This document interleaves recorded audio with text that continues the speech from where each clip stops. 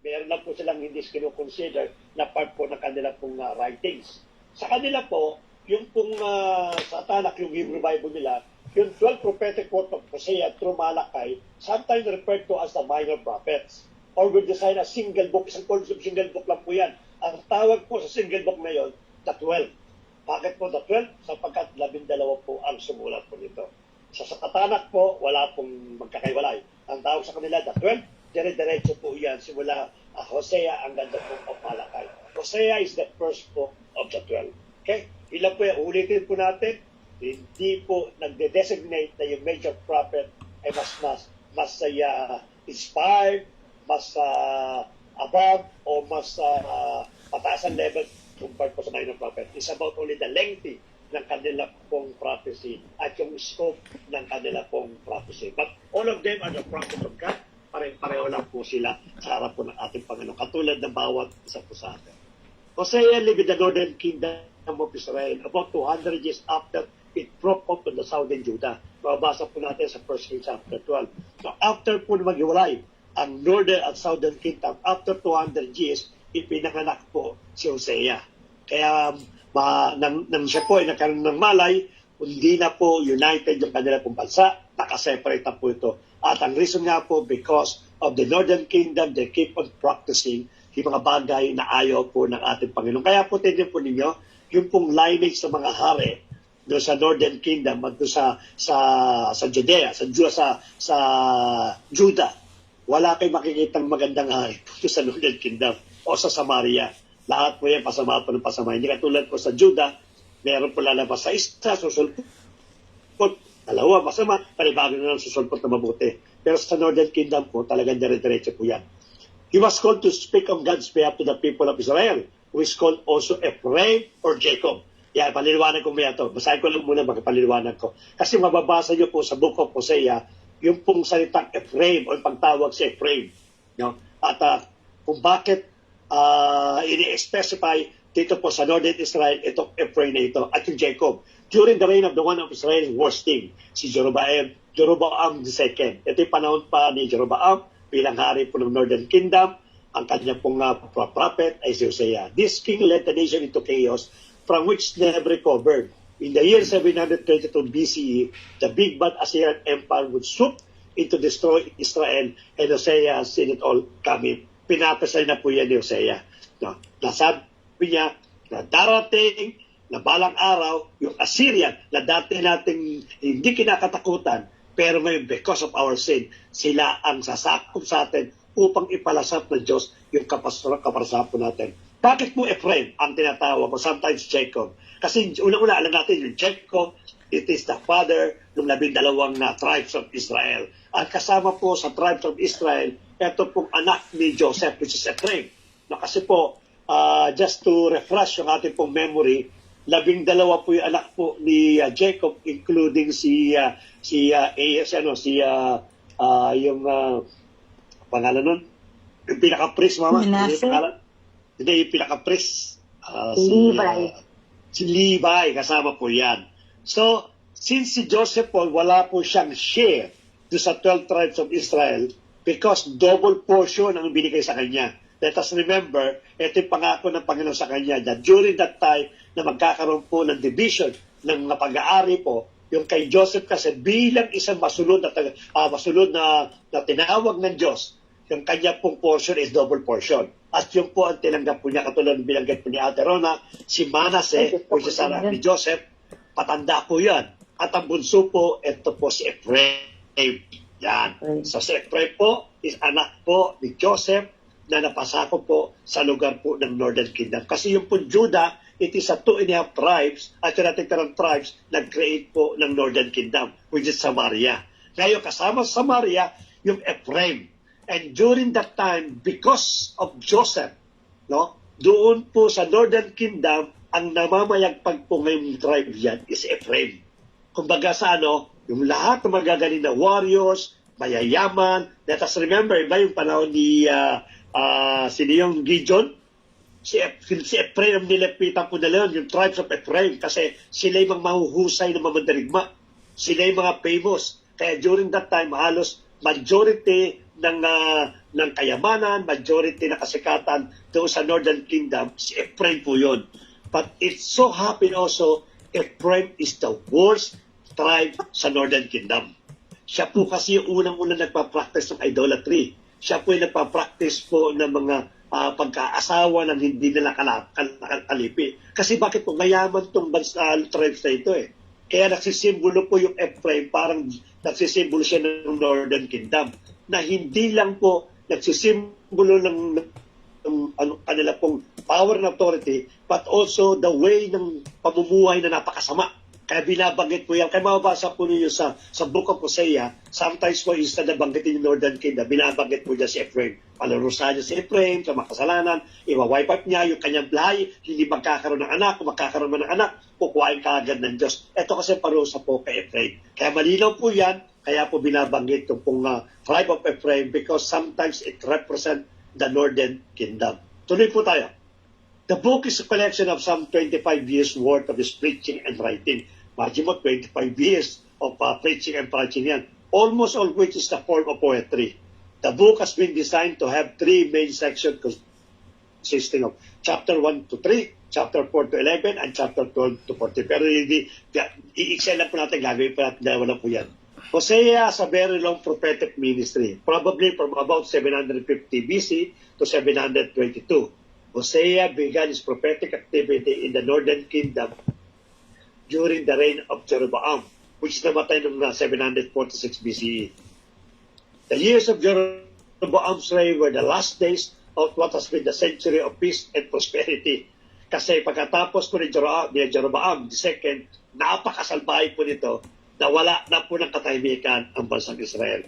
The next is mga successor po ng mga hari dito po sa bansang Northern Kingdom o sa Samaria, lahat po yan ay naging pasama ng pasama. Because maaari siguro nakita nila kay King Jeroboam. Shortly after Jeroboam II died, Tiglath-Pileser III ascended the throne of Assyria and initiated Assyrian military campaigns into Israel region. Ang sumakop po unang sumakop po sa Northern Israel, Northern Kingdom, yung pong Assyria. Sila po yung pong ginamit ng Diyos upang sa ganun ay ipataw yung punishment po ng Diyos sa mga kasalanan ginagawa po nila. Ano po pinaka-main thing? Una-una, God's faithfulness to Israel despite Israel's unfaithfulness. Hindi po mawawala yung word na faithfulness. No? Masanay na po tayo. From the first book po ng Hosea up to the last message ng Malakay, yung faithfulness po ng Panginoon, masisira po yan. Why? Because God is faithful. Of course, God na binabanggit po dito, yung kanya kasi pangako sa kanyang ninuno sa ancestor, kay Abraham, kay Isaac, at kay Jacob. Kasi doon nakasalalay talaga yung pagiging faithfulness ng Diyos sa bansang Israel. Or else, anong makikita ko upang i-extend ko yung faithfulness ko sa ganitong klaseng rebellion na bansa? Wala, diba? Kung tutuusin talagang punishment, but despite of the punishment, lagi naaalala ng Diyos yung mga ancestor po natin. Kaya nga binigyan natin ng dinong kailan, tayo mga magulang, na as if na tayo ancestor ng ating po mga anak. Kung tama ang ginagawa natin sa ating Panginoon, bagamat maaaring magkamali ating po mga anak, but God will remember us as a servant, no? Nang dahil sa pagiging faithfulness ni Arnold, itong anak niya na nagkasala, hindi ko pararusahan ito. Why? Because of us. Kasi dito ang tingin natin Panginoon eh. Kaya nga habang maaga pa tayo mga magulang, dapat tayo ay maging masigasig at matapat sa ating Panginoon. Sapagkat kung di man natin anihin ngayon sa panahon natin, yung faithfulness sa ating Panginoon, definitely it will come to our next generation, up to the 10th generation po ng ating pong bansa. Katulad sa bansang ni Abraham, no? How many generations came? Pero ang sabi niya, my faithfulness because what I promised to your ancestor, which is si Abraham po yun. Ito po na ang pinaka-maintain po dito. Pangalawa po, God promised to save and heal Israel from its waywardness. Nangako ang Diyos po dyan. So, magitan po ng marriage po ni Hosea. Ipinakita po niya. Forgiveness and mercy. Kasama niya. Kung meron pong faithfulness, definitely forgiveness and mercy. Covenant fulfillment to Israel, to the nations. Again, it will come again sa pangako ng ating Panginoon that there will be one king, the king that will change everything sa bansang Israel. Ano po nakasama rin po, the event described in Hosea take place in Israel's northern kingdom. After internal strife has divided the nation into the northern kingdom of Israel and southern kingdom of Judah.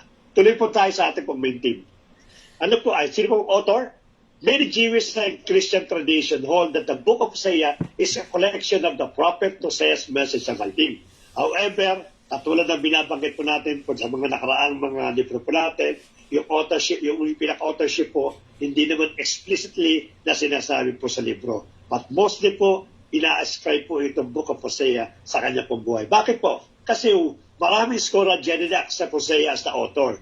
Debate exists regarding the possibility of later edition by Hosea's disciple. Kasi may mga passage po kasi dito na hindi na si Hosea ang sumulat. Katulad ng Hosea chapter 11 verse 8 to 11, which is wala na si Hosea. Chapter 14 verse 2 to 9. Ano ibig sabihin po niyan? Some consider these words of salvation to be a late insertion.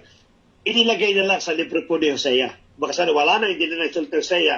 But because it is related doon sa kanyang prophecy, inilagay lang po sa book of Isaiah. Pero hindi po yan ang sabi ng iba na paniniwala. However, a closer examination of prophetic literature reveals that prophets often proclaim future blessings. Talaga naman yan, di ba? Kay Isaiah, kay Jeremiah, kay Joel, na kung saan ay mga prophetic nakalat hindi na inabot ng sumulat. Pero naisulat, katulad nung kay prophet Jeremiah. Sabi doon na yung scroll, nasulat siya ng sulat that later on, binuksan na lang po ito. But ito po ay sulat po ni prophet Jeremiah. As well as, ito po ay sulat po ni prophet Hosea. Ang date po niyan is around 800 BCE o 8th century. In Hosea chapter 1, the prophet identified the king that ruled during his prophetic ministry. The first po na ito po ay Southern Kingdom na hari, si Uzziah, si Jotham, si Ahaz, at si Hezekiah. While ito po between 790 BC to 686 BC. While Jeroboam II ruled the Northern Kingdom of Israel from 782 BC to 753. This indicates that Hosea lived in the middle to late 8th century, making him a contemporary of the prophets Isaiah and Micah. Kaya po, sabi po sa Isaiah, kasi Hosea, ang siya pong may author na bahay. Sapagkat ito po nung pagkakasakop po ng libro, tama-tama po sa tatanawang po ni Hosea. Chapter 14 po yan. 14 na chapter, but we have to divide it into parts. The first one po is the depict Israel broken covenant with God. Yung pong kanilang pagkalas, yung kanilang pagkasira, yung kanilang pagkat ng ties sa kanilang covenant, yung po chapter 1 to chapter 3. Chapter 4 to 14, Israel unfaithfulness and God's compassion. Israel unfaithfulness, pero pinakita ng Diyos yung kanya pong compassion. Let us proceed for the chapter 1, part 1. Yung pong depict ng Israel broken covenant with God. The opening section tells the story of Hosea's broken marriage to a woman named Gomer. Yan. No? Who commits adultery. While it's not clear whether or not Gomer kept lovers before or only after they get married, she and Hosea had 3 children together. Putulin ko muna doon. No? Nagsimula po yung chapter 1 na kung saan ipinakilala po si Hosea na bilang propeta ng ating Panginoon at inutusan siya asawain po si Gomer na isa pong prostitute o isa pong adulterer na nagkukumit po ng pakikapid, no? While is abitaw. At hindi natin malaman kung siya ba ay nakiapid during ng kanilang marriage o after ng marriage po nila. But many believe that before na mag-asawa po dalawang ito, si Gomer po ay isa na po siyang prostitute. No? At kanina po siya sumisilping upang kumita po siya. At ano pong purpose ng ating Panginoon? But why God instructed Hosea to marry si Gomer po sa kanya po boy? Things fell apart between them, but God told Hosea that despite Gomer's unfaithfulness, he was to find her and pay off the debt she owed to her other partners. Because of the unfaithfulness ng babae po, inutusan ng Diyos, hanapin mo kung sino mo yung mga partner pa ni Gomer, may mga pagkakautang po siya, at bayaran mo lahat ng bagay na yan upang si Gomer ay makatakas sa sumpa ng pagiging adultery. Yun ang utos po ng Diyos sa kanya. No? God then say that these circumstances The broken and repaired marriage and the children are prophetic symbol that tells the story of God's relationship with Israel.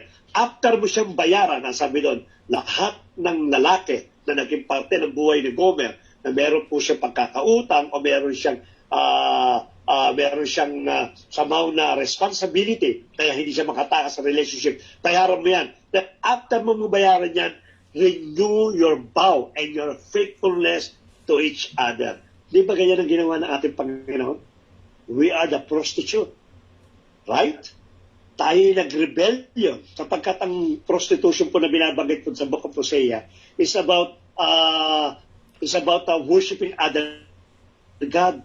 No, pagka nag-worship pala ng other God, ang tawag sa kanila ay mga prostitute, mga adulterer. Katulad natin. No? Tayo yung mga adulterer ng araw. So, ang ginawa ng ating Panginoon, inutusan ng ating Panginoon, ang ginawa ng ating Diyos Ama, inutusan yung kanyang anak, hanapin mo yung lahat ng pagkakautang ng itong mga taong ito, bayaran mo. At pag na moment na bayaran mo, makipag-asawa ka sa kanila, and this time, practice your faithfulness. Diba binayaran ng Diyos? Binayaran ng ating Panginoon Sus, yung lahat ng pagkakautang natin, doon sa mga pinag-utang. Again, ba tayo may utang? May utang tayo ka Satanas. Kasi siya yung kumuha na we are under the law, we are under the curse, and we are under the dominion of Satan. Kaya hinanap ng Diyos yan at ibinigay niya yung bayad. Katulad ng binanggit po ni Pastoran nakaraan, fully paid ang ginawa ng ating Panginoon. Now, give my people a liberation, a freedom, because they are now my faithful wife. Tayo po inasawa ng ating Panginoon. Kaya maganda po yung storya po nito. Actually, may tatlong anak po dyan si Gomer at si Hosea na ipinangalan po ng Diyos. So, unang-una po, ang pinangalan po niya Jezreel, na kung saan po isa pong lugar, na kung saan si Jehu ay ginamit na itong lugar ito upang i-ambush yung isang masama pong hari. No? Ipinakikita niya rito na kung saan yung pangalawang anak po niya na babae, ang sabi niya, they are not my daughter anymore. No, yun yung mga pangalan, sa pangalan ng mga anak ni Gomer, ni Gomer at ni Hosea, na kung saan it is related to Israel. At yung bandang huli po doon, sabi po niya, anak daw po niya, that one day, they will become again my children. Ito po yung mga klase po ng buhay ni Gomer na ipinakita po sa kanya kung paano at anong kainatnan po ng bansang Israel. God has been like a faithful husband to Israel. He rescued them out of slavery in Egypt and entered into covenant with them at Mount Sinai. The covenant kasi, where He asked them to be faithful to Him alone. Yun lang naman ang hinihiling ng Diyos, kilalanin niyo ako bilang inyong Diyos na siyang nagligtas at magbibigay ng bansa na masagana para sa inyo. Israel took, when God brought them into the promised land, however, Israel took all the abundance that He provided for them, such as grain, wine, and oil, and dedicated to the worship of the Canaanite na God na si Baal. Imagine po ninyo. Yung tunay na Diyos ang nagbigay sa kanila ng grain, ng wine, ng milk and honey. Nung nakita na po nila yung produkto ng bansa na kanila pong patutunguhan, yung lahat na magsasagana po doon, instant niyaalay doon sa Diyos na nagbigay sa kanila ng lupa, ang Diyos na nagprotekta sa kanila sa wilderness, ang Diyos na patuloy na umiibig sa kanila, ang Diyos na nagbibigay ng kasaganaan sa kanila. Ang ginawa po, iniaalay po kay Baal, yung Diyos-Diyosan. Iba, prostitute ang tawag po dyan. Na isabihin, meron kang ibang minamahal. Maliban sa dapat na isa lang ang mamahalin mo, meron kang ibang minamahal. At yung pong ginawa po ng mga taong ito. Sino ba naman ang Panginoon na para hindi mag-react sa itong klase po ng practice ng mga taong ito? Ang liwanag po, ako nagkaloob sa inyo, and yet yung lahat na tinatamasa ninyo, ini-offer niyo sa isang Diyos na kailanman hindi kayo kinausap, kailanman hindi kayo tinulungan, kailanman hindi makaagalaw. Pero dahil sa inyong ginawa na yan, isang malaking kalapastanganan po sa ating pong Panginoon. Therefore, God has a legitimate reason to end the covenant and divorce Israel. At binabanggit kayo sa mag-asawa po, iba, divorce to Israel. Pagkat hindi pa siya naging faithful. But after considering it, God instead said that He's going to pursue Israel once again and renew the covenant purely because of His own love, compassion, and faithfulness. This is Hosea chapter 2, verse 19 to 20. Yan po yung bilanggit po kanina, the verse. Ang sabi po doon, Hanapin mo lahat na may pagkakautang instead na parusahan kita dahil sa unfaithfulness mo. Instead na si Hosea po ay idemanda, i-divorce, at maaaring ipanish yung kanya pong asawang si Gomer. Pero ang utos po ng Diyos, hanapin mo lahat ng pinagkautangan niya, bayaran mo, alisin mo siya sa ganong klase pagkakautang, sa ganong klaseng responsibility, upang sa ganon mawala na sa kanyang balikat, sa kanyang isipan, yung mga bagay na ito, at makapamuhay kayo ng bilang isang renewed na mag-asawa with a faithfulness for each other. Ito ang ginawa ng ating pong Panginoon. Instead na mamuhis mo siya, again, yung kanyang love, compassion, and faithfulness, ipinakita po niya. Hosea spells out exactly what all this means. The consequence of Israel rebellion will be imminent defeat by other nations in exile. But there's still hope for the future restoration. One day, again, ito na naman yung prophetic, one day Israel will repent and come back to worship their God. And in response, God will bring them a new messianic king from the line of David who will bring God's blessing. Hindi nawawala po ang ating Panginoon sa lahat ng libro ng prophecy po na ito. Sapagkat dito po umuhugot ng pag-asa ang bansang Israel. At dito rin po inuhugot ng Diyos sa kanyang pagmamahal that one day there is one messianic king that will restore sa bansang Israel. This opening chapter, which is chapter 1, to introduce all the main ideas of the book of Hosea. Israel rebellion will bring severe consequences, definitely. But God's own covenant, love, and mercy are more powerful and will open the way to the new future. In the remaining section of the book, Hosea flowing poetry explore this theme is more depth. There are two collections of his accusation and warning to Israel, each concluded by a hopeful poem about God's mercy. Pagamat meron po siya mga warning, meron po pinakikita po dito sa sapitin po nila. But at the end of every punishment na binabanggit po sa kanila, there is always hopeful na poem. At yan nga po patungkol po sa Messianic, which makita na sa chapter 11 and 14. Sa part 2 po, which is chapter 4 to 14, Israel and faithfulness at binayaran po ng God's compassion. No? Parang sa atin. Yung pagiging unfaithfulness po natin sa ating Panginoon till this very moment, binabayaran pa rin po ng God's compassion, mercy, grace, and faithfulness. So, sundan mo natin po itong storyang ito. In chapter 4 to chapter 10, Hosea explored the causes and effect of Israel unfaithfulness. Yun po siya sabi nga po natin, uulitin po natin, kaya tinawag po unfaithfulness, yung pagiging prostitute po nila, no? That they're worshiping the idols rather than worshiping the true living God. Kasi ang faithfulness, isa lang po minamahal natin dapat eh. Eh dito sa mga taong ito, hindi lang po si Baal, kundi marami. That Israel lack of knowledge or understanding of God. Ito yung binabanggit ko natin sa Hosea chapter 4, verse 6. My people perish because of lack of knowledge. They reject me, then I reject them also. The Hebrew word yada, ito yung knowledge yada eh. To know is about more than just intellectual activity. No, yung pong knowledge not about knowing or it's about intellectual activity. But it is more personal. Yung pong knowledge dito. Relational knowledge. It's a difference between knowing about someone and knowing that person. God wants Israel to know Him in a committed relationship and to experience His love for them. That's the kind of knowledge that transforms people's hearts and lives. Actually, no, ito po nangyari ito before we continue po. Nangyari po itong panahon ni Hosea. During that time of divided kingdoms. Hindi po ito during the Babylonia. Yung mga nauna po na ating i-discuss, si Isaiah, si Jeremiah, si Ezekiel, si Daniel, yan po yan ang panahon po ng Babylon. Mas nauna pa po si Hosea. Ito po, wala pang pagsakop, pero meron pong Assyria na nanakop sa kanila. But they never, Assyria, they never destroyed the Israel or the northern kingdom, either the southern kingdom. Pagkamat may pagsakop po ito. Kaya nauna po si Hosea compared sa mga major prophets na pinag-aralan po natin. At let us remember na ipinakita po ng ating Panginoon o ng ating Panginoon kay Hosea kung anong mangyayari sa kanila pong mga buhay. Ang message po nila from the time na nagkaroon po ng divided kingdom until nung nakabalik po sila that let them repent. How many years? No? Hundred of years na ang pinangangaral ng mga propeta is to repent, to go back with the Lord, to go back with the law of God. Repent. Acknowledge God as our God. wala po nangyari. Napakadami po na klase po ng pangangaral at preaching na maaaring ginagawa po sa kalsada. This is why Hosea is constantly exposing the hypocrisy of Israel's worship. Yung kanya pinakita po dito. He shows how they constantly break the Ten Commandments. They allow great injustice within communities, and then they go to their sacred temples and offer sacrifices to God.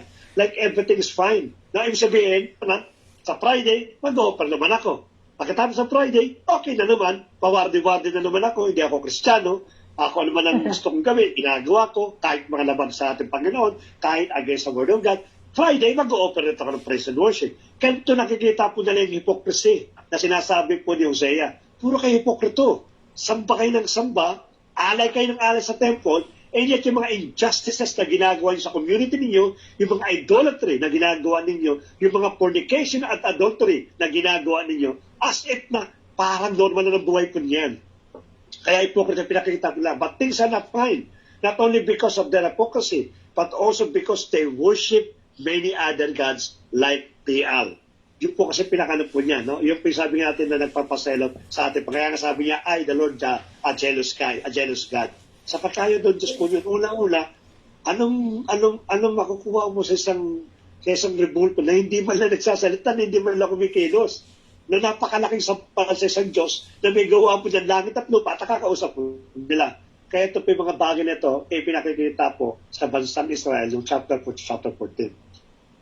Just like Israel has given their allegiance to false gods, they have also put trust in their political alliances with Egypt and Assyria. Now, during that time kasi, nung nakakaroon ng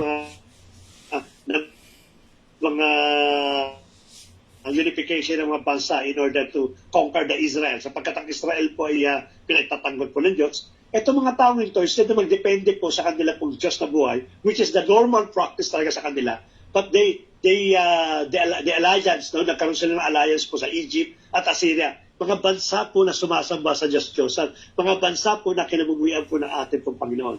So, wala talagang respeto at pawang mga kalapastanganan ang ginagawa po ng Israel during that time. Instead of trusting God to protect them, they want to become more like this other nation and relies only on the military power. But normally, ganyan naman yan, military power nga ginagawa. Kaya nga ako, I believe, no, from the bottom of my heart, that the China, hindi mo pwedeng gamitin ng military power against the Philippines. Because Philippines, there's a lot of Christian churches sa Philippines na patuloy po na nalangin, na mapapaya lamang po sila. It is not the military might or power that can conquer a nation, but it is God. Kaya nga nabigay po bansang Israel. Why? Because of the military? Hindi. Ang sabi ng Panginoon, ibibigay ko kayo. Nangangulugan, God allowed them to be conquered. Hindi po dahil malakas ang Assyria, hindi malakas ang Babylonia, ang Greece, o anumang bansa, but because God handed down, binigay po sila ng Diyos. Anong mighty pa ng mga sundalong nito, hindi po yung makasakop yung bansang Israel. Not too long from now, Assyria will turn on Israel and come to ravage their land. Sasakupin na po yun. In chapter 12 to 13, Hosea gives an Israel history lesson to show just how unfaithful they have been on the very beginning. He alludes to the patriarch Jacob's lying and treachery. Yung, alam niyo po yung ginawa po ni Jacob, di ba? Yung po nagsinungaling po siya about sa birthright, about sa pinakano. Ito po pinakita. Kaya binabanggit din po si Jacob dito sa unfaithfulness na ito. Sapagkat instead of trusting God, nandaya po sa kanya pong kapatid na Esau upang makuha po yung kanya pong birthright. Which is nasa chapter 27 to 28 po ng Genesis. To destroy the rebellion and in the wilderness, no?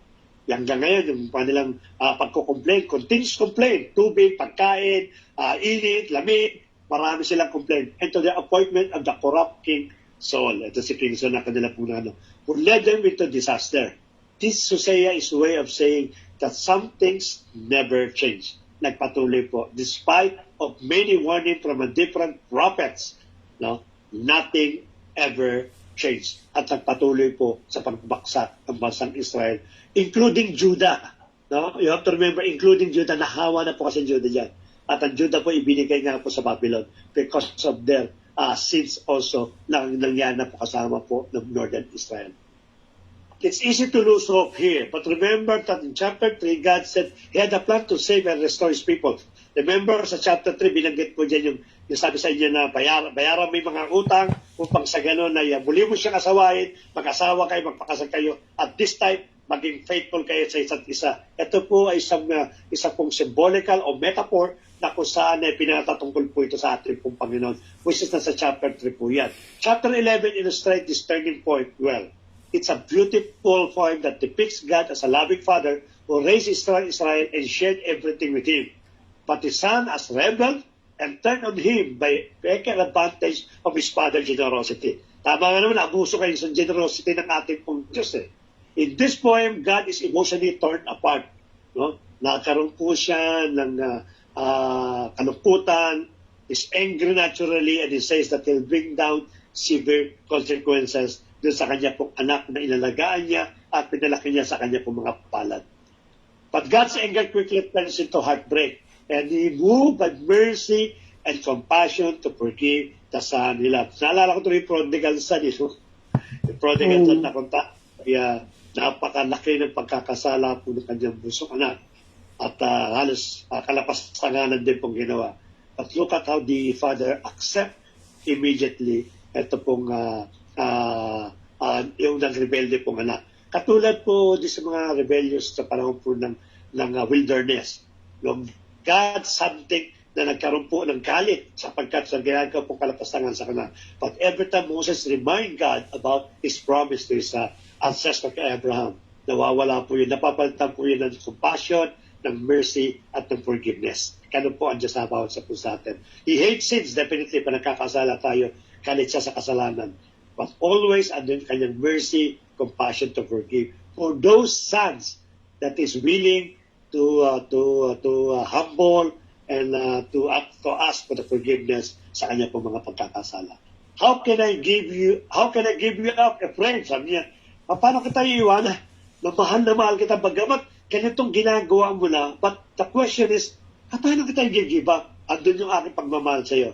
My heart charms inside me, all my compassion is arose. In Hosea chapter 11 verse 8. So while God did allow Israel to be conquered by Assyria, it's not the end of the relationship.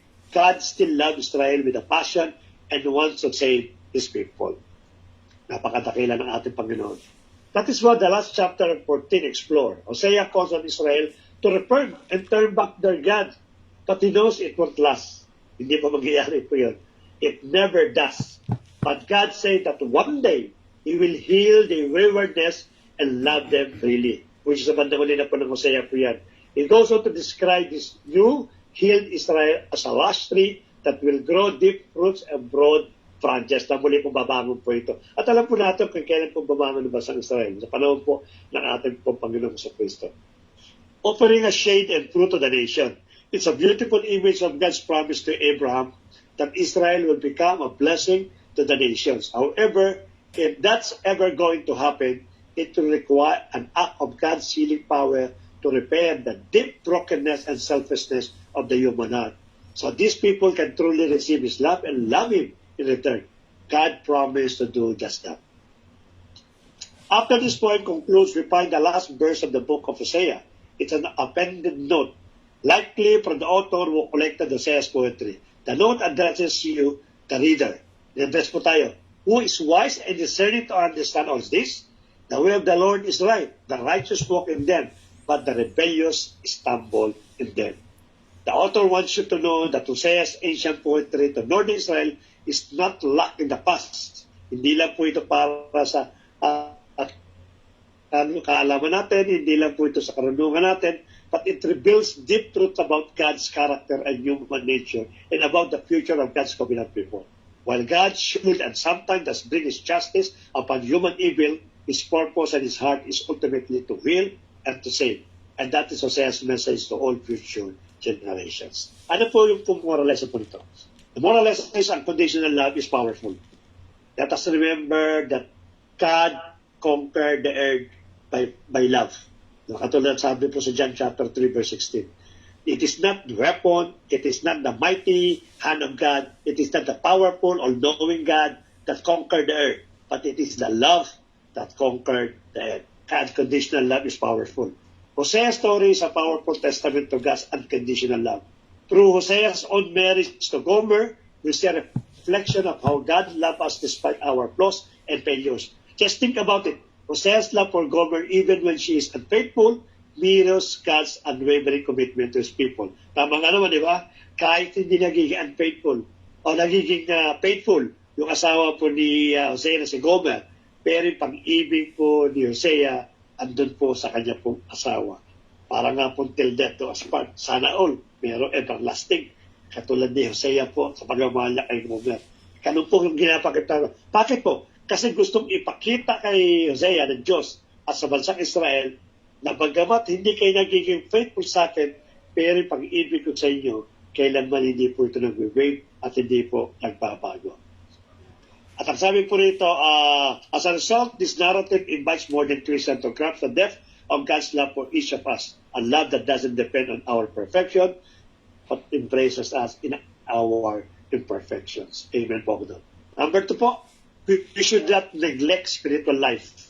While Hosea's message underpinned by hope, it also includes a counter-intuitive twist. Ano po intuitive twist?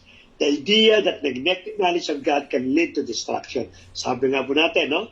Kaya po tayo ay nag-aaral sa salita ng ating Panginoon in order not to deceive us, in order not to forget the law of God, in order to remember the Word of God. Yun po yung knowledge. At yung knowledge na yan ang siya po magbibigay ng right direction at victory sa bawat buhay po natin. So wag po natin ilalayo po yan. Let us always aspire, let us always be excited na makinig po at malaman yung mga salita po ng ating pong Panginoong Kristi.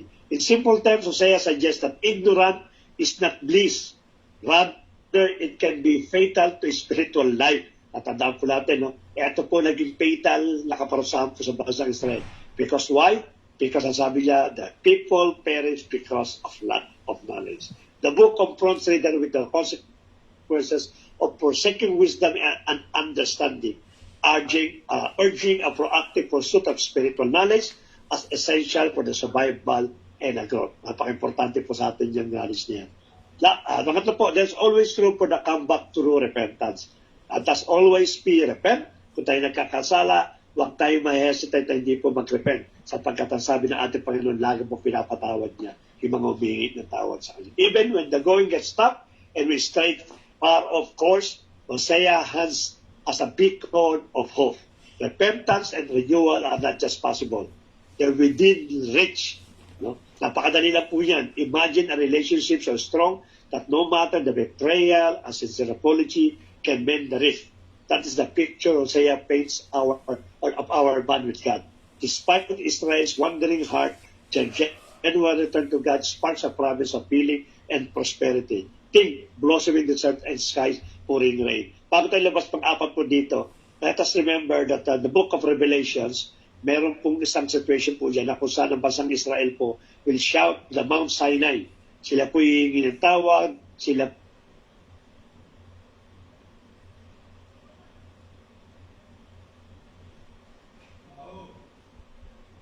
diyan po darating yung second coming of the Lord Jesus Christ. Just a matter of repentance. Until this very moment po, ang bansang Israel, they are rejecting, they are insulting the name of the Lord Jesus Christ. Because until this very moment, they don't believe that the Lord Jesus Christ is the true Messiah. But one day po, pag nag-repent na po ito mga bansang Israel, they will go to the Mount Sinai and cry aloud, malakas o malakas, the name of Jesus. And that's the time that salvation will come upon them. Napakaganda po. Isa pong paghingi lamang ng patawad. Tingnan po ninyo, nalimutan ng Diyos, especially ng ating Panginoon sa Kristo, yung lahat ng ginawa sa Kanya, ng Kanya po mga kababayan. And lastly po, faithlessness hurts like a broken marriage. Hosea's personal life serves as a raw and vivid metaphor for Israel's broken relationship with God. The prophet marries Gomer, a woman who is unfaithful. No, naniniwala po ako na during ng asawa po sila, si Gomer po, nagpa-practice pa rin po ito ng adultery. Why? Because ang sabi ng ating Panginoon, may mga pagkakautang kasi ito, maaaring itong ginagamit upang bayaran po ng sex yung kanya po mga pagkakautang. Kaya I do believe even kasawa po sila, si Gomer po is still practicing unfaithfulness, symbolizing Israel's infidelity through idolatry and social injustice. This parallel cuts to the heart, displaying the depth of betrayal and the emotional turmoil it causes. This is not just about breaking rules, it's about breaking hearts. Tama nga naman. Hindi naman nila po direct talaga yung love God but they break the hearts of God. At yun po masakit, no? Umaanin siguro sometimes makabreak tayo ng mga company policies sa ating pong buhay, sa ating pong mga company, but the most important or the most painful thing is to break the hearts of the one who love you so much. Napakasakit po niyan. Sabi nga nila, saktan mo na ako physically or emotionally. Huwag mo lang ako saktan na emotionally, wala saktan emotionally o by heart, sapagkat yan po ay napakahirap po, katulad na nangyari po sa ating pong Diyos na boy. Yun po, and God bless po, and see you po next Monday. Wow! Amen! Maraming salamat, Daddy, for enlightening us. At naririnig niyo po ba ako? Opo. Okay. So, glory to God. Talagang makikita natin in the Old Testament, especially in Genesis at itong mga prophet na to, si Hosea, ipinakita how faithful is our God and how great work na nung panahon na yun. Sa Old Testament, may grace na. Although pumasok sila sa law, but then grace existed. At ang grace is Jesus Christ. So, they represented Jesus Christ sa Old Testament pa lang. Tingnan niyo po yung grace. Yung grace sa isang prostitute, there's no way out, lalo na kung ito ay lugmok sa mga pagkakautang. No? At during that time, kaya nagiging prostitute ang isang babae, either siya ay naging balo, wala na siyang ibang maging trabaho, or talagang wala silang mga lalaki sa family na kaya nang magtrabaho. Siya yung nagiging breadwinner. So imagine niyo po yung sitwasyon na gano'n, na wala ka ng kapag-apag-asa sa buhay. And then here comes grace sa pamamagitan nga ni Hosea. Siya ang ginamit ng Panginoon na grace para kay Gomer. Ganun din po kay di ba? Kay Rahab. Nung siya din ay isang prostitute. Pero nung sinabi niya na tutulungan ko kayo pero pangako niyo sa akin na hindi mo sasaktan, i-spare niyo yung aking yung nanay ko, yung brother ko at buong pamilya ko. So makikita din natin na si Rahab ay isang breadwinner. At tingnan niyo yung grace ng Panginoon sa kanya. From being a prostitute, nakapag-asawa siya ng isang Israelite at naging anak niya si Boaz. Si Boaz, ang tatay ni David. So, kung makikita po natin yung pattern ng faithfulness ng ating Panginoon, ay continuous siya from the beginning of creation hanggang sa panahon natin ngayon na i-experience natin yung grace ng Lord. At hindi natin po lubusang mauunawaan yung grace unless naunawaan natin at kilala natin yung ating Diyos. At yun nga yung sinasabi ni Hosea, my people perish because of lack of knowledge. So yung knowledge of our God, yung knowledge kung alam lang natin that He is faithful, no? At just kapag ka nagkakasala tayo, hindi niya pala tayo basta-basta itataboy. Hindi niya pala tayo basta-basta na lang tatalikuran. Kung hindi, He is faithful enough para akapin tayo. Gusto ko yung sinabi sa summary ni Pastor, ang sabi niya sa Hosea 14 verse 4. Ang sabi niya doon, I will heal your backsliding. Or yung ibang version, I will heal your unfaithfulness. So, minsan may mga tao talagang tumatalikod. Pagkatapos ng maraming panahon na ng paglilingkod niya, naranasan na niya ang Panginoon, ang biyaya, ang grasya, ang pagpapala, ang pagmamahal ng Diyos. Pero dumarating pa rin tumatalikod. Hindi pa rin sila tinatalikuran ng Lord. Ang sabi ng Lord is, He is able to heal the backsliding, maski yung unfaithfulness. But still your choice, no? Kung gusto mong magpa-heal. Parang lang yan, pumunta ka sa ospital, nagpa-check up ka, at ito yung diagnosis. Ito yung gamot, pero hindi mo iniinom yung gamot. Gagaling ka ba o hindi? So, it's the same po na kung i-apply natin sa buhay natin. So, really, ako na-amaze ako sa book ni Hosea. God is an amazing God. He's so faithful. He's so loving. He's so graceful.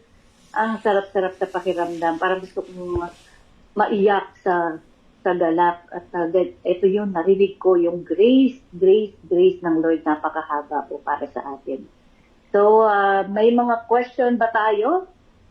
Or additional mga tingnan natin dito, basahin natin. Okay, God. Sige ma. Maganda binanggit ni Ate Rona. Sige ma. Ate Rona, God loves us not because of our faithfulness, but because of His.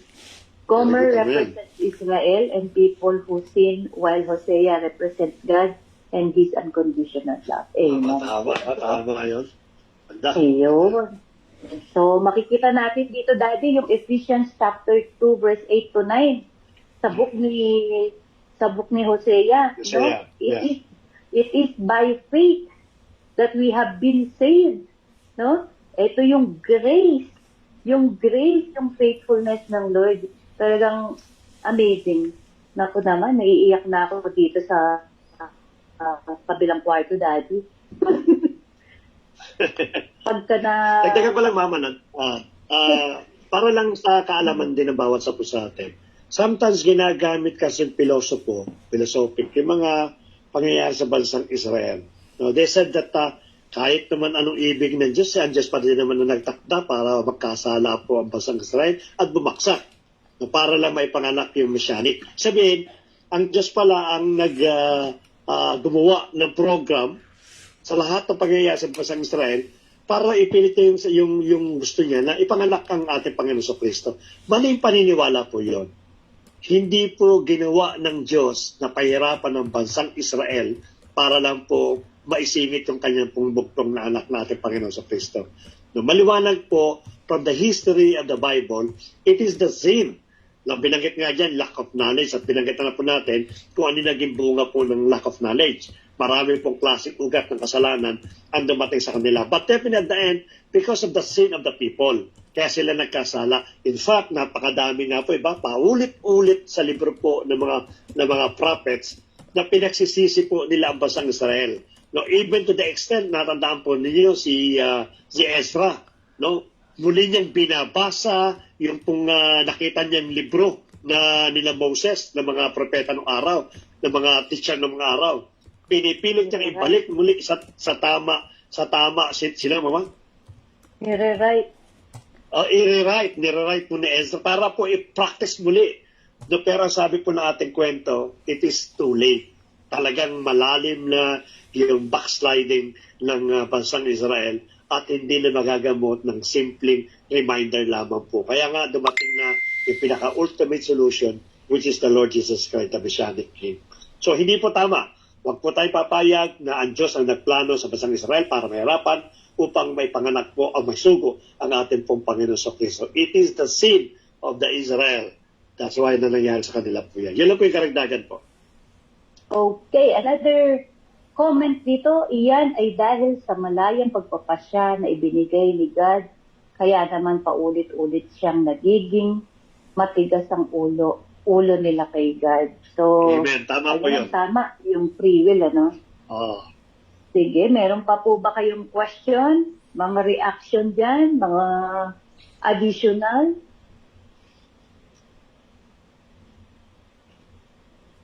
Ano pa? Ano po yung maidadagdag po natin doon sa spiritual knowledge na yun para po tayo nagkaroon noon? Sa Old Testament, sa buhay nila noon, yung command ng laws, alam natin na hindi nagbabago yun. At yung sa atin ngayon, sa kapanahonan po natin ngayon, paano man nabatiin natin yung madadagdagan yung kaalaman natin spiritual at patungkol sa the Word of God sa lumang panahon, during that Old Testament times, at ano yung parang naging diferensya kasi alam natin na yung salita ng Diyos, kailanman hindi siya nagbabago. yung law na before, at the same time, naging apply din natin ngayon. So, ano po yung idadagdag? Ano, kaya kung may diferensya man sa Old Testament at sa present day, yun yung ano pa, yung sa spiritual knowledge po. Ready? Sige po, at maganda yung tanong ni Kuya Arnold, nakakatuwa po. Sige yan. Tama po yung observation po niya, no? It is the same principle po sa Old Testament at the New Testament. Now, the only thing that is different, of course, yung kanilang batas, sometimes it is not applicable anymore with the church. Now, hindi na po katulad halimbawa, yung binabanggit natin lagi, yung mga offering, hindi na applicable sa atin po yan. Yung pong mga pagsished ng blood, yung pagpapatakas ng animal, hindi na po applicable po yan. But the same principle, no? Katulad ng bilanggit po ni Joshua chapter 1 verse 8. Ano mga masabi sa Joshua chapter 1 verse 8? Meditate the word day and night. Yan. Yun din po dapat. Yan. Keep the law and meditate it day and night. Tama po yun. Yun din po yun, no? Pag sinabi natin, ito kasi law eh. Ang sa atin naman, keep the word of God, which is the doctrine of the Lord Jesus Christ, and meditate it day and night. Kasi nandun yung knowledge eh. Now, the more that we are meditating the word of God, the more knowledge and knowing what is really the Lord Jesus wanted for us. Malalaman mo, iba? Parang operational instruction yan. When you buy a cellphone, hindi naman basta-basta kagad binubuksan mo yung cellphone mo. Bakit? Kasi maingat ka, especially mga mamahaling cellphone, no? You are reading the instructions. Ano ba yung instruction nito? So, reading the instruction na ma-maximize mo at na manual, no? Na ma-maximize mo at naigagamit mo yung cellphone mo ng tama. Ganun din dapat sa atin. Ang buhay po natin ay punong-puno ng maraming questions. The only thing that we can live according sa ating pong Panginoon is to read the instruction, the manual, which is the Word of God. At ito yung ginagawa po natin. Kaya nga inipasal kanina, my people perish because of lack of knowledge. No? They rejected the knowledge. Ano rejected? Actually, hindi taga-rejected. No? They forgot the law. They forgot the Word of God. At paano mo na maaalala ang Word of God? So, makita ng ginagawa po natin. And it's so sad that most of the people, not only the Jesus the Great Iron Church, but most of the churches, they don't consider the Bible study na napaka-essential sa buhay po natin. Kasi ito yung nagtutuwid sa atin ng buhay at ito yung nagbibigay sa atin na kung paano tayo makapamumuhay according sa pagkakadesign at pagkakatawag ng Diyos sa bawat isa po sa atin. Kaya maganda po yung pong comment at yung observation po ni Kuya Arnold. Salamat po. Okay, magdagdag lang din ako, ang kaibahan sa Old Testament is that they have to keep the full law. No? At even keeping the full law does not qualify them righteous sa harap ng Panginoon. But in our time, even we don't keep the law, we are under the grace of our Lord Jesus Christ. We are considered righteous because of what the Lord Jesus Christ has done sa cross of Calvary. So, yun po yung pagkakaiba. And then, sa New Testament, Jesus already fulfilled the law. Kasi alam niyang walang makakatupad dito. Ang sabi diba sa word, na hindi mo man natupad yung isa, hindi mo na natupad ang lahat. Kumbaga, nagkasala ka na sa lahat. Ganun po katindi yung law during that time. But then, alam ng Panginoon na walang makakatupad nito. And so, He came to fulfill the law para sa atin. And so, tayo'y maging under grace. Ngayon, ang sabi po sa Hebrews chapter, Sa Hebrews chapter 12 verse 15, sabi, see to it that no one falls short of the grace of God, and that no bitter root grows up to cause trouble and defile many. Ano pong ibig sabihin nito? Madalas kasi, ang tao, mas gusto niya yung work. No? Yung sarili niyang kakayanan. Kaya nga sinabi Ephesians, di ba? We are saved through grace. We are saved by grace through faith and not of your own doings. Tayo mahilig tayo sa own doings. Pinipilit natin. Kailangan makapagbasa ako ng 10 chapters ng Bible ngayon para talagang makonsider ako na na holy sa harapan ng Diyos, kailangan yung tithes ko talaga naman, di ba? Kailangan. Nandoon tayo. Kaya ito sinasabi, huwag kayong mapupall short sa grace. Kumbaga, nasa grace na tayo, pumupunta pa tayo sa law. Nakukuha niyo po ba yung gusto ko sabihin? No? Amen. Bumabagsak na naman tayo sa law. Parang kunyari, nagkasakit yung isang kapatid. Ay, hindi ka kasi nagsimba ng Friday, kaya ka nagkasakit. O na-accident, yan kasi hindi nagpo-pray, hindi umaattend ng prayer meeting, kaya yun po ay law. Bumabagsak na naman tayo sa law. Everything that we do, it is only by grace of God and through faith. Ngayon, noong unang panahon, lagi silang naliligtas because of faith. Ngayon, bakit tayo naligtas? Dahil sa faith. Ito yung faith na natin ang dapat i-activate. Hindi na yung faith ng Lord kasi yung sa Kanya, ang part niya, grace.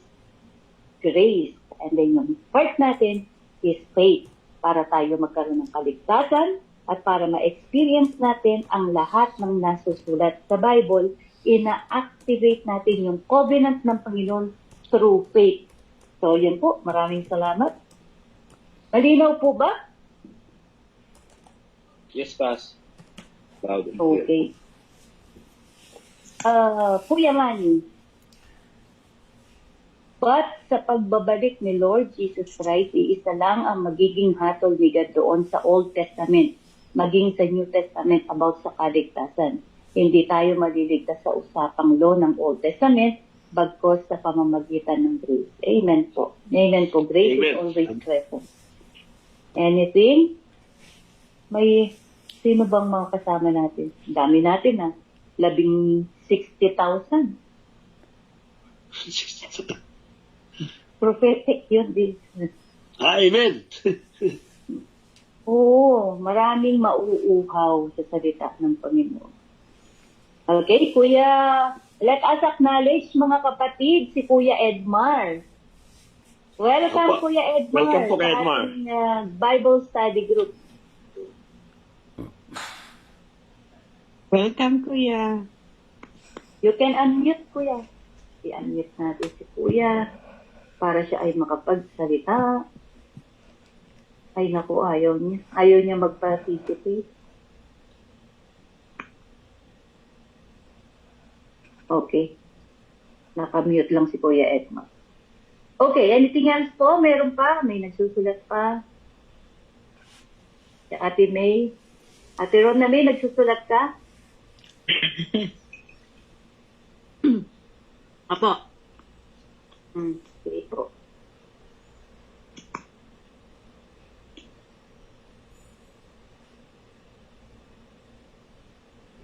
Bumalik na si Kuya Edmar kasi nawala. Kuya Edmar, pwede ka na? May mic ka na? Wala pa din. Yan. Amen po. Ayun. Okay. Welcome po, Kuya. Opo, nagwawala po yung signal namin. Okay. Kuya, baka meron kang mga additional comment or may knowledge na gustong i-impart? Ang ganda po ng Bible study po natin. Opo. Salamat po sa Panginoon at naka-attend po ako. Ang Glory ma-share ko lang po ay ang tayo po talaga ay maliligtas sa pag-ibig ng Panginoong Hesus sa buhay natin. Amen. Kasi po, sabi nga po niya, nung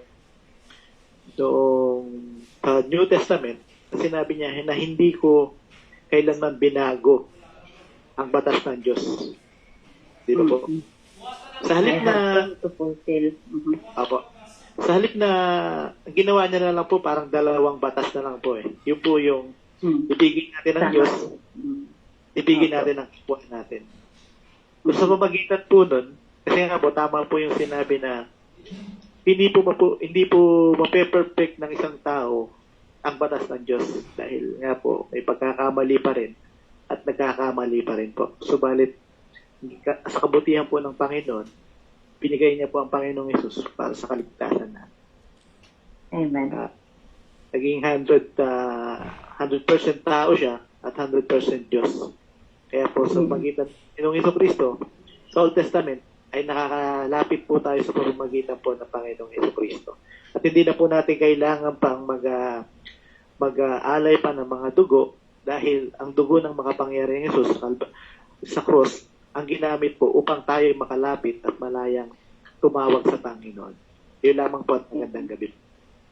Salamat po. Salamat Kaya po. sa napaka-observation, napakaganda observation po. Okay, Pakibasa thank you mo po. kami kay at Caterona. Maganda rin yung binanggit po niya. Maraming salamat po, Ka Eli. Basahin po natin.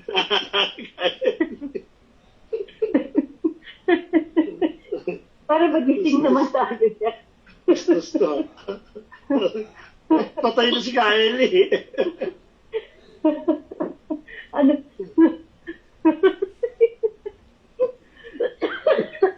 Basahin na po natin. Okay, basahin natin.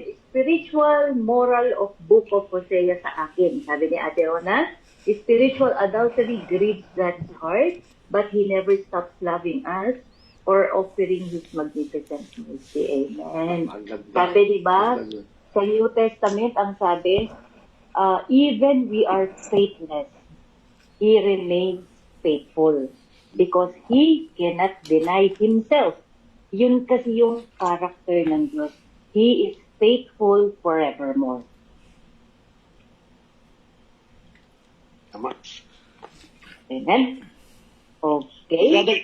Magdadagdag lang po ako, Mama, para ano. Sige. Ako naniniwala po ako when you read the history ng Israel, no? Base sa mga pag-aaral po natin mga nakaraang libro, actually nag-start naman po talaga ma-decay o magkaroon ng paglihis ang bansang Israel after po nung panahon ni King Solomon, yung sumunod sa kanyang anak, na yung kanyang pong anak na pumalit sa kanya. Bagamat kay King Solomon ay may mga bagay na ayaw na ng Diyos, pero hindi naman siya gano'n. No? Kapag sa Mao ay naintindihan ng Diyos at naituwid naman ni King Solomon. Pero after nung kanya pong anak, ay pagkatas po ni King Solomon, dito na lumabas yung iba-ibang klaseng kasalanan ng bansang Israel. And I do believe, during that time, God already treated them.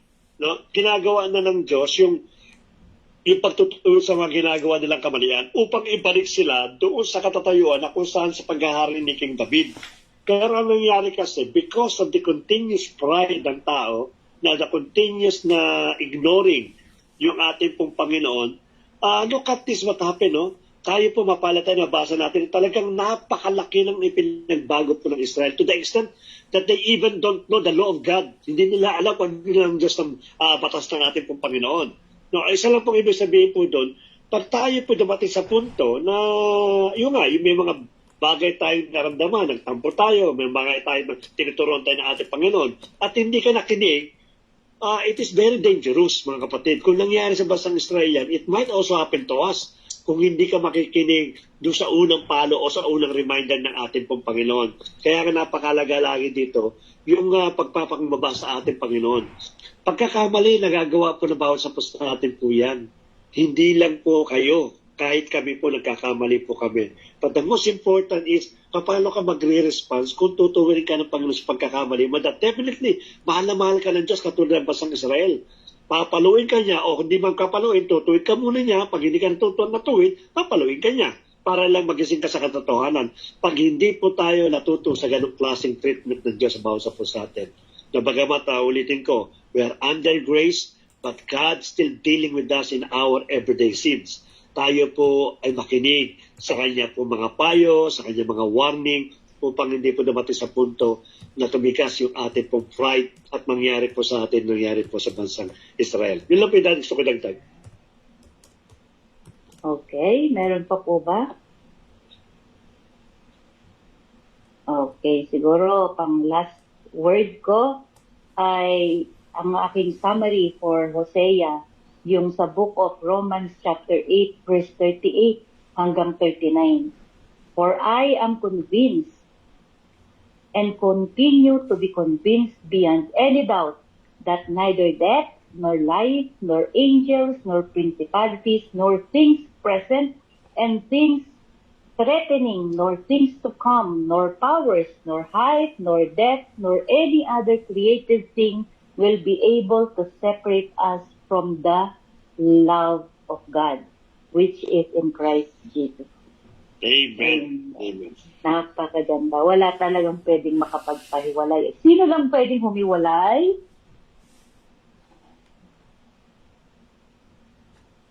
Sino lang po? Tayo. Ayun, tayo. Pagka tayo na yung free will natin, tayo yung nag-decide na ayaw natin, then hindi po tayo pupwersahin ng Panginoon, hindi tayo pipilitin. But His aim to continually show His love, show His faithfulness hanggang sa dulo. But then if you continually reject Him, kaya nga po may mapupunta sa impyerno. Amen? Okay po. Siguro, we can close na po siguro. Apo. Tama po. Sige po. Total, binyagan natin si Kuya Edmar. Baka pwede siyang mag-close. Praise the Lord. Amen po. Sige po, marami pong salamat. Sige po, tayo po ay isara po natin ang ating gawain sa pamagitan po ng panalangin. Hallelujah, hallelujah. Tunay nga pong napakadakila mo, Panginoon, kaya karapat-dapat ka naming sambahin, dakilain. Sapagkat ikaw lamang po nag-iisang Diyos noon, ngayon at magpakailanman. Amen. Salamat po, Panginoon, sa mga pangako mo na kailan mo hindi mo kami iiwan, hindi pababayaan. Yes. Panginoon, maraming salamat nga po sa gawain ito na patuloy niyong pinalalakas ang spiritual na aming pagkatao, na aming buhay, maging ang aming puso, Panginoon. Maraming salamat sa iyo sa mga salitang ito, Panginoon, na patuloy naming nagiging tanim sa aming puso. May mananahan po ito, Panginoon, upang mamunga ito ng mas mabuti, Panginoon, upang maibigay din namin, Panginoon, sa mga taong nangangailangan. Napakasarap yan, Panginoon, ng mga inyong mga salita nagmula sa inyo, Panginoon. Kaya, Panginoon, maraming salamat po sa mga taong ginamit nyo upang may bahagi ang mga salita ito. Ganun din po, Panginoon, sa mga kapatid namin po na nandito po sa online Bible study, Panginoon. Alam namin na naaarok niyo po ang kanilang isipan, maging ang kanilang puso. Ano man po ang mga pangangailangan, kanilang mga kahilingan, o kanilang mga sinasalang-alang sa buhay, Panginoon. Kayo po ang nakakaalam nito. At kayo po ang magbibigay sa tamang panahon ng mga pangangailangan. Maraming salamat.